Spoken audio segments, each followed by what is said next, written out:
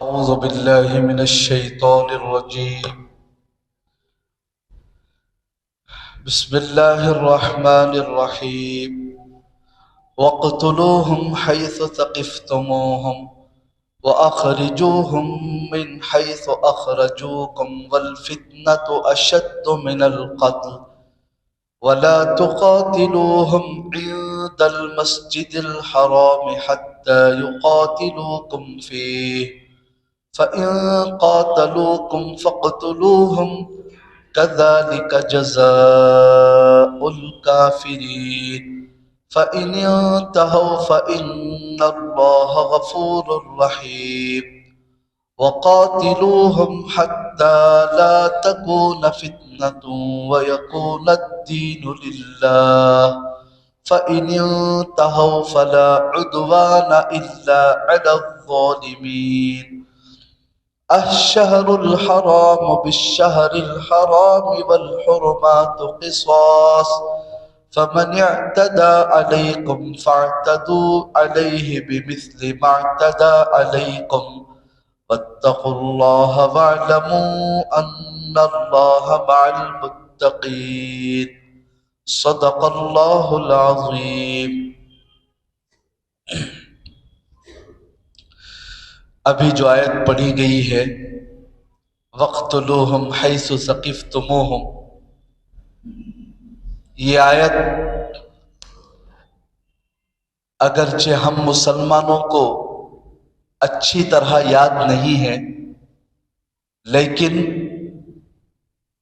جن کے دلوں میں اسلام کے خلاف نفرت ہے، اسلام کو اور مسلمانوں کو بدنام کرنا چاہتے ہیں، ایسے تمام کفار کو یہ آیت اچھی طرح یاد ہے۔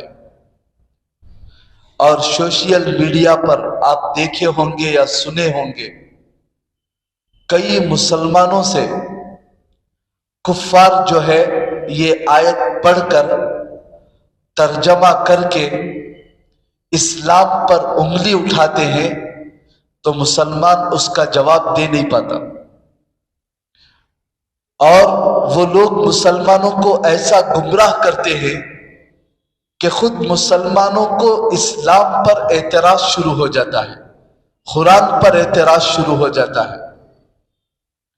اس لیے یہ بڑی اہم آیت ہے، اس کا ترجمہ، اس کا مفہوم ہم سب کو اچھی طرح یاد رکھنا ہے، تاکہ اگر کوئی اسلام کا دشمن کوئی بھی اگر ہم سے کوئی سوال کرے تو ہم فوراً اس کا جواب دے سکیں۔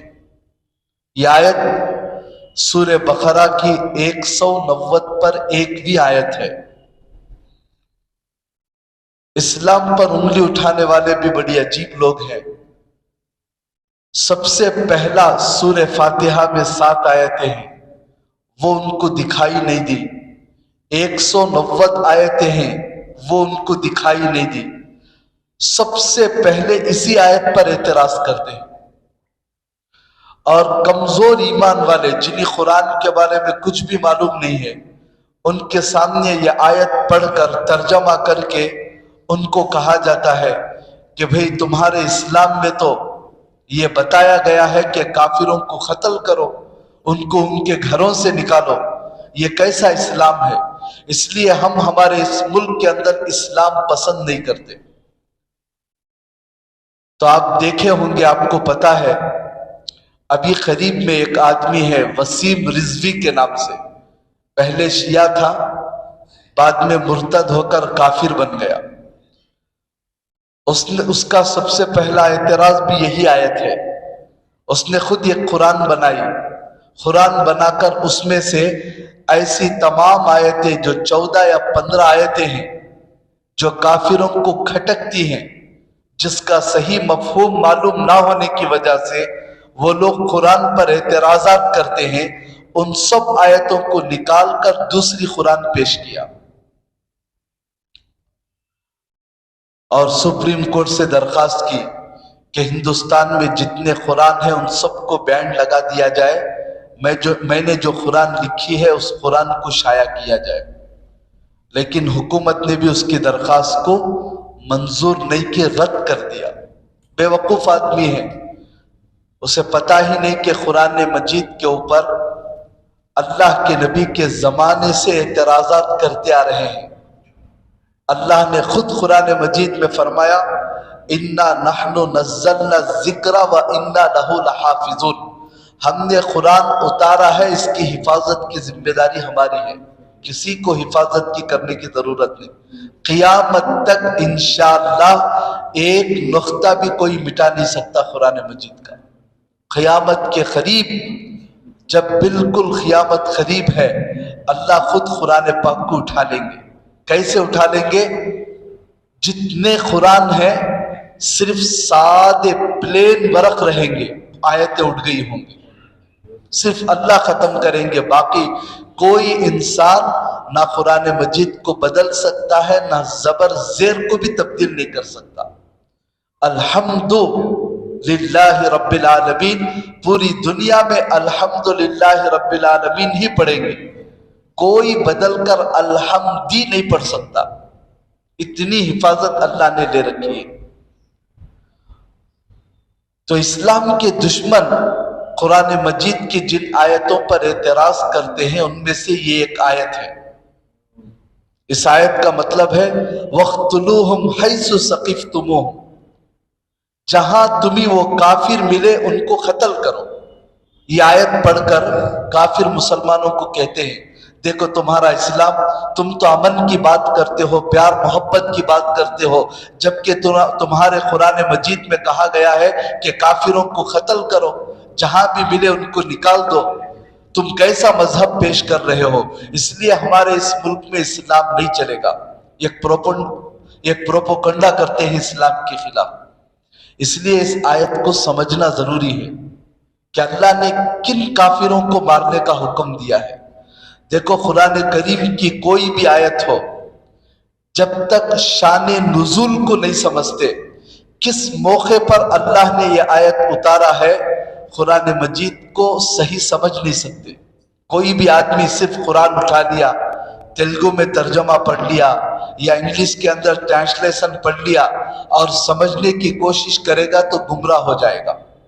صرف ترجمے سے قرآن نہیں سمجھ میں آتا، تفسیر سمجھنے کی ضرورت ہے کہ اس آیت سے مطلب کیا ہے۔ جب تک یہ نہیں سمجھ سکتا قرآن مجید کو صحیح سمجھ نہیں سکتا۔ صرف ترجمہ پڑھتا جائے گا، اوپر آیت نیچے ترجمہ، تو کئی جگہوں پر اسے ٹھوکر لگے گی اور وہ گمراہی کے راستے پر جانے کا قوی اندیشہ ہے۔ قرآن بھی یہی صحیح ہے اور حدیث بھی ایسے ہی ہے۔ اللہ کے نبی نے جو حدیث بتایا ہے اس کا مطلب کیا ہے محدثین نے بیان کر دیا، قرآن مجید کا مطلب کیا ہے مفسرین نے بیان کر دیا۔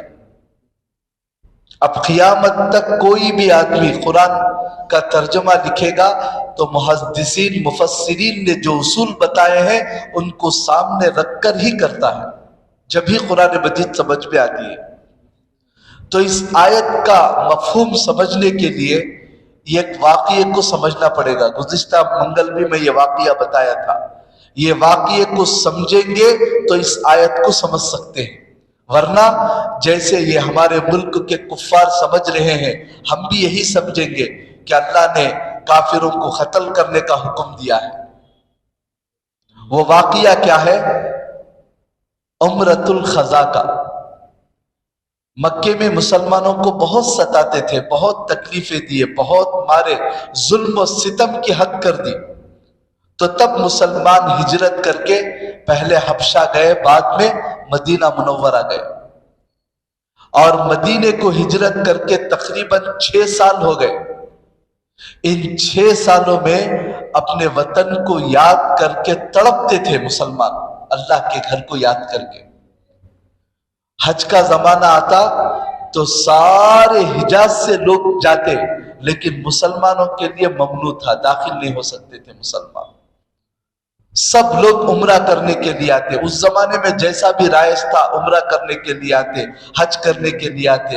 اور یہ مسلمان مکے میں پیدا ہو کر اپنا گھر بار سب چھوڑ کر آئے تھے، ان کو مکے کی ایک ایک گلی یاد کر کے تڑپتے تھے، ان کو مکے میں داخلے کی اجازت نہیں تھی۔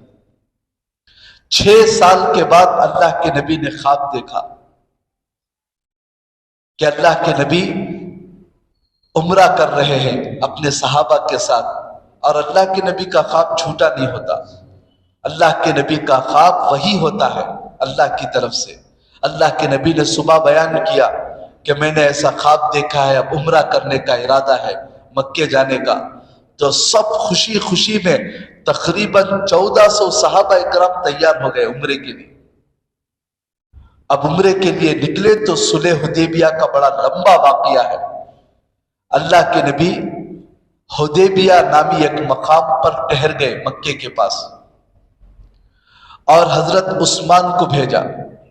سب سے پہلے حضرت عمر سے کہا کہ تم جاؤ اور مکے والوں کو سمجھاؤ کہ ہم لڑنے کے لیے نہیں آئے ہیں، عمرہ کرنے کے لیے آئے ہیں، عمرہ کر کے چلے جائیں گے۔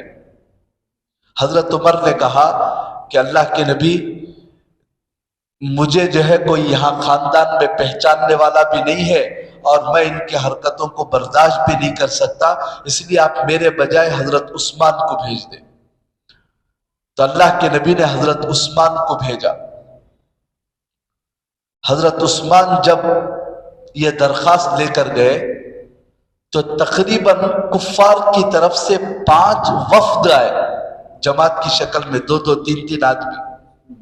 یہ ایک آدمی آ کر اللہ کے نبی کے پاس آیا، اور آ کر بہت پیار سے اس طرح داڑھی کو پکڑتے ہوئے یوں کہا کہ محمد دیکھو، مکے کے اندر جتنے لوگ ہیں وہ سب جنگ کی تیاری میں ہیں، اگر تم لوگ مکے میں داخل ہوگے تو پھر تمہارا خیر نہیں ہوگا، اور میں دیکھ رہا ہوں کہ تمہارے ساتھی تتر بتر یہ تو ایک ہی حملے سے ڈر کر بھاگ جائیں گے۔ اس طرح ڈرایا اللہ کے نبی کو، اور صحابہ کو گرا کر پیش کیا۔ اللہ کے نبی کے بعد جو حضرت ابو بکر کھڑے تھے، ان کو تو اتنا غصہ آیا۔ حضرت ابو بکر نے کہا کہ تو جس خدا کی پوجا کر رہا ہے، لات اور عزا، اس کی شرمگاہ منہ میں رکھ لے کر چوس جا۔ اس طرح گالی دی۔ کیا اللہ کے نبی کو ہم چھوڑ کر بھاگ جائیں گے؟ اس طرح یہ کے بعد 5 وفد آئے۔ آخر میں کیا طے ہوا؟ معاہدہ طے ہوا کہ دیکھو، اس سال تم عمرہ نہیں کر سکتے، آئندہ سال عمرہ کرو، اور صرف 3 دن کی اجازت ہے۔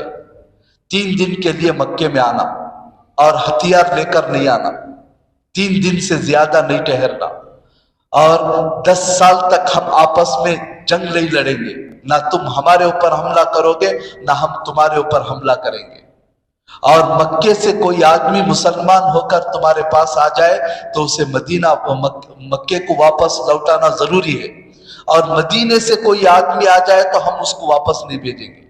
ایسے شرائط رکھے، اور یہاں تک کہ جب بسم اللہ لکھا محمد الرسول اللہ، تو کفار نے کہا کہ یہ رسول اللہ کو بھی ہٹاؤ، عبداللہ نام لکھو، رسول اللہ بھی مٹاؤ۔ حضرت علی لکھ رہے تھے، حضرت علی کہنے لگے کہ مجھے ہمت نہیں ہے کہ میں اللہ کے رسول کا نام مٹاؤں۔ اللہ کے رسول نے کہا کہ کہاں ہے بتاؤ، میں خود مٹا دیتا ہوں۔ اتنا دب کر اللہ کے نبی نے صلح کیا۔ حضرت عمر اتنا غصہ ہو گئے، سیدھا اللہ کے رسول کے پاس گئے، کہا کہ اللہ کے نبی، کیا آپ نے نہیں کہا تھا ہمیں عمرہ کرنے کے لیے؟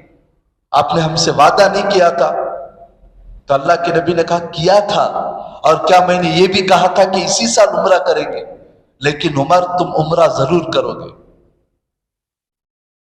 اس طرح ایسا عجیب صلح حدیبیہ کا بڑا لمبا واقعہ ہے، انشاءاللہ ان قریب وہ بھی آئے گا۔ تو اللہ کے نبی نے 1400 صحابہ اکرام کے ساتھ تقریباً 400 میل 8 9 10 دن کا سفر طے کر کے آئے تھے، لیکن وہاں سے احرام باندھ کر آئے تھے، اب واپس لوٹنا پڑا۔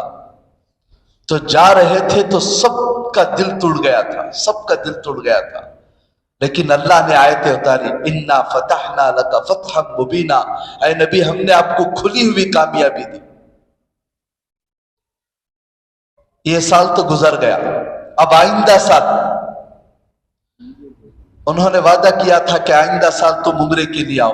اب آئندہ سال عمرے کے لیے نکلے تو اب مسلمانوں کے دل میں ایک بات پیدا ہوئی کہ پتہ نہیں یہ کافر لوگ مکے کے کیا اپنی بات پر قائم رہیں گے، اگر وہ ہمارے سے لڑنے کے لیے آئے تو کیا ہوگا، کیونکہ وہ مہینہ ذی قعدہ کا مہینہ تھا۔ اور گزشتہ منگل بھی میں بتایا تھا ذی قعدہ، ذی الحجہ، محرم اور رجب، یہ 4 مہینے اشہر حرم کہلاتے ہیں۔ زمانے جاہلیت میں بھی ان 4 مہینوں کا بہت ادب اور احترام کیا جاتا تھا۔ جب یہ 4 مہینے آتے تو آپس میں لڑائی جھگڑے بند کر دیتے تھے، یہاں تک کہ چور ڈاکو چوری اور ڈکیٹی بھی نہیں کرتے تھے۔ 4 مہینے میں آپس میں بالکل جنگ بند۔ تو مسلمان سوچنے لگے یہ ذی قعدہ کا مہینہ ہے، ہم لوگ جائیں گے تو اس مہینے میں اگر وہ ہمارے سے جنگ کرنے کے لیے آئے تو ہم تو لڑ نہیں سکتے، کیونکہ ہمیں منع کیا ہے اللہ نے اس مہینے کے اندر جنگ مت کرو۔ اور دوسرا حرم، مکے کے پاس جو حرم کا علاقہ ہے اس باؤنڈری میں لڑنے کی اجازت نہیں ہے۔ جب سے اللہ نے اس خطے کو بنایا ہے وہاں پر قتل و غارت گیری کو حرام کر دیا ہے۔ صرف مکہ جس وقت فتح ہوا تھا اللہ کے نبی نے کہا اس ایک دن کے تھوڑے سے حصے میں اللہ نے مجھے قتل کی اجازت دی ہے، باقی قیامت تک کے لیے اس مقام پر لڑنا، قتل و غارت گیری کرنا حرام ہے۔ آج بھی وہی حکم ہے، یہاں تک کہ وہ حرم کے باؤنڈری میں اگر کوئی اپنا باپ کا دشمن بھی آ جائے تو اسے بھی پکڑ کر گھسیٹنے کی اجازت نہیں ہے۔ کوئی پتا اڑ گیا گھاس تو اس گھاس کو توڑنے کی اجازت نہیں ہے۔ کوئی شکاری جانور ہے تو اس کی طرف اشارہ تک کرنے کی اجازت نہیں ہے۔ اتنا احترام کا علاقہ ہے حرم کا۔ تو صحابہ سوچنے لگے وہ اتنا مقدس مقام ہے، اس مقام پر ہم اس بابرکت مہینے میں جا رہے ہیں، اگر وہ لڑنے کے لیے آئے تو ہم تو لڑ نہیں سکتے، کیا کریں گے، وہ تو ہم سب کو قتل کر دیں گے، کیا کرنا ہے، پریشان تھے صحابہ۔ تو اس وقت اللہ نے آیت اتاری، دیکھو وَاقْتُلُوهُمْ حَيْثُ ثَقِفْتُمُوهُمْ، تم جانے کے بعد اگر وہ تم سے لڑنے کے لیے آئے وَاقْتُلُوهُمْ تو تم بھی ان کو قتل کرو، وَأَخْرِجُوهُمْ مِنْ حَيْثُ أَخْرَجُوكُمْ، اور جہاں سے انہوں نے ان کافروں نے تمہیں نکالا ہے اس مقام سے تم ان کو نکالو۔ یہ مکہ صحابہ اکرام کی جگہ تھی، ظلم و ستم کر کے صحابہ اکرام کو مکے سے نکلنے پر مجبور کر دیا، تو اللہ نے کہا جہاں سے انہوں نے تم کو نکالا ہے تم ان کو نکالو۔ وَالْفِتْنَةُ أَشَدُّ مِنَ الْقَتْلِ، اس بابرکت مقام کی احترام کرنا، اللہ کی عبادت کرنا، لیکن اگر وہ کفار اس جگہ پر آ کر ظلم و ستم کرنے کے لیے آئے، لڑنے کے لیے آئے اور مسلمانوں کو وہاں پر سجدہ کرنے سے منع کرے، ایمان قبول کرنے سے منع کرے، تو یہ سب فتنہ مچا رہے ہیں۔ تو یہ فتنہ جو ہے قتل و غارت گیری سے بھی بڑا گناہ ہے، بہت سخت چیز ہے۔ وَالْفِتْنَةُ أَشَدُّ مِنَ الْقَتْلِ، یہ فتنہ جو ہے لڑائی سے، قتل و غارت گیری سے بھی سنگین گناہ ہے۔ اور پھر اللہ نے فرمایا وَلَا تُقَاتِلُوهُمْ عِنْدَ الْمَسْجِدِ الْحَرَامِ حَتَّى يُقَاتِلُوكُمْ فِيهِ، اور مسجد حرام کے پاس، مسجد حرام کا مطلب کعبے کے پاس جو مسجد ہے اسے مسجد حرام کہتے ہیں، اردو کا حرام نہیں۔ اردو میں حرام کے معنی غلیظ کے آتے ہیں، ناپاک کے، لیکن عربی میں حرام کے معنی احترام والے، عزت والے کے آتے ہیں۔ مسجد حرام کا مطلب بہت ہی بابرکت عزت والی مسجد، احترام کے لائق مسجد۔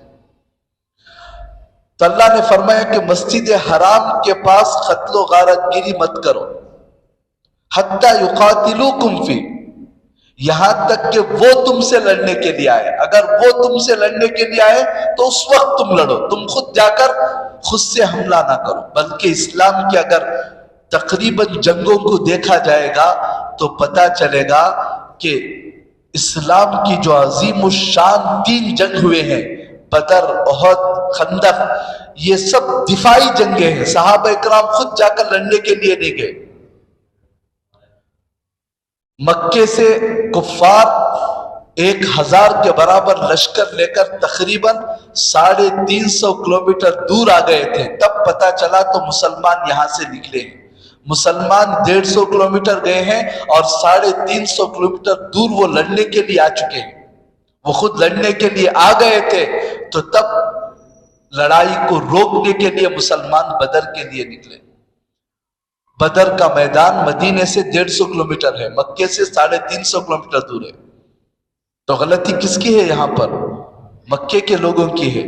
اتنا بڑا لمبا سفر کر کے مدینے پر حملہ کرنے کے لیے آ رہے تھے تو جا کر انہوں نے روکا. اور احد کے میدان مدینے سے 9 کلومیٹر کے فاصلے پر ہے.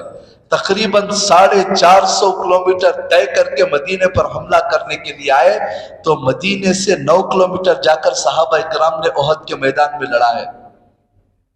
اور غزوہ خندق عین مدینے میں جنگ ہوئی ہے. مدینے کے اطراف میں سرنگ کھود کر لڑی گئی جنگ ہے. جنگ تو نہیں ہوئی، بس سرنگ کھودی گئی اور کئی دن تک محاصرہ کر کے یہ جنگ ایسے ہی ختم ہو گئی.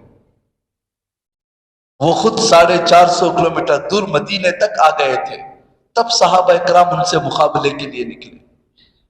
تو یہاں بھی اللہ فرما رہے ہیں تم بھی مسجد حرام کے پاس جا کر خود سے مت لڑو، اگر وہ لڑنے کے لیے آئے تو تب ان کا مقابلہ کرو.